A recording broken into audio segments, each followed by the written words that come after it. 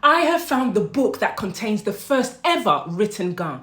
If you didn't know, the first time Ga was written using the Latin alphabet was in 1764. That's 262 years ago.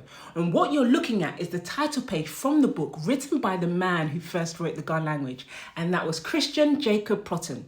Now this page translates to a useful grammatical introduction to two hitherto completely unknown languages, Fanteisk, meaning of Fante, and Akraisk, meaning of Accra, referring to the Ga language. Now the rest of this page says, on the Gold Coast in Guinea, according to the Danish pronunciation and utterance, composed by Christian Proton, scholar born on the said coast, now in royal service, engaged as an instructor for the mulatto, please excuse the derogatory language, children of Christianberg there on the coast. Now, Christian Proton was of dual heritage with a Ga mother and a Danish father. What you'll notice in the first writing of the Ga language here is the Danish undertones. So I wonder whether I personally found it hard to read because I'm an English speaker.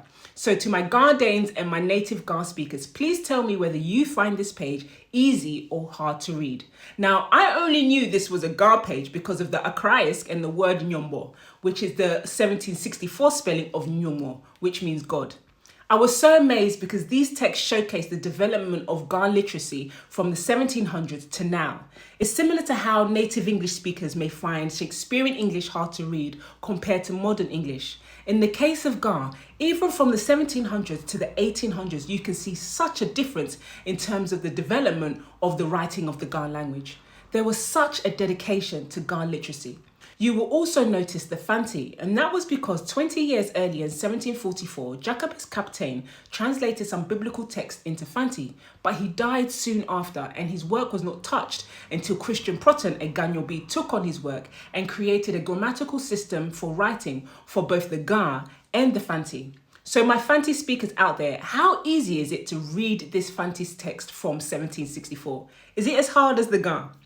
So we as a people have such a rich literary history, and if you want to learn more about the amazing Ga literary journey, I have a few copies of Koale Meets the Sea, which gives you that amazing history.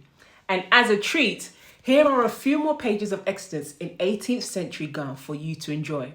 And if you love Gadangbe educational content, don't forget to follow me and tell me in the comments what else you would love to learn about. My name is Najeli Chofanye, and I'll see you next time on the Gadangme.